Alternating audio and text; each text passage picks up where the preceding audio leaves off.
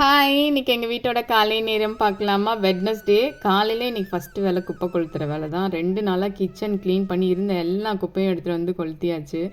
குப்பை கொளுத்தும் போது எல்லோரும் என்ன எரியுது என்ன எரியுதுன்னு கேட்டாங்க. அப்புறம் விளக்கெல்லாம் ஏற்றிட்டு இங்கே வந்து எல்லாம் நின்று குளிருக்கு எதமாக கதை பேச ஆரம்பிச்சிட்டாங்க. நான் அவங்களெல்லாம் எடுக்கலைன்னா எதாவது சொல்லுவாங்கன்னு. அதுக்கப்புறம் நானும் கதை பேசி முடிச்சுட்டு வந்து வீட்டில் இருக்க வேலையெல்லாம் செய்ய ஆரம்பிச்சிட்டேன்.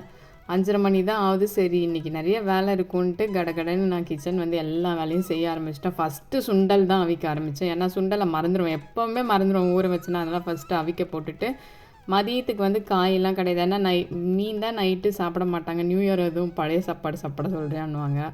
அதனால் கொஞ்சமாக பருப்பு சாதம், அது கூட கீரை போட்டு செஞ்சிடலாம் இன்னும் ஹெல்த்தியான்ட்டு கீரைலாம் போட்டு பருப்பு சாதம் அப்படியே ஒரே ரைஸாக செஞ்சுட்டேன். அதுக்கப்புறம் இந்த பக்கம் பன்னீர் பட்டர் மசாலாவும் சப்பாத்தியும் ரெடி பண்ணிட்டேன்.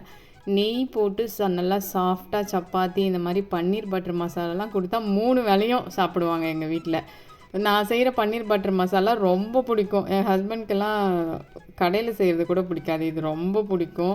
ஆஃபீஸுக்கும் எக்ஸ்ட்ரா கட்டி எடுத்துகிட்டு போவாங்க. அதுக்கப்புறம் ஒரு வழியாக இந்த ஆரஞ்சு வந்து இந்த வைரல்னு சொல்லி செய் நேற்று நைட்டு செஞ்சு நானும் என் பொண்ணும் சாப்பிட்டுட்டோம். சூப்பராக இருந்துச்சு. சரி என் ஹஸ்பண்ட் இல்லை சாப்பிட்லன்னு சொல்லிட்டு அவருக்கு காலையில் எல்லாம் செஞ்சாச்சு ஃப்ரூட்ஸ் வைக்கிறதுக்கு.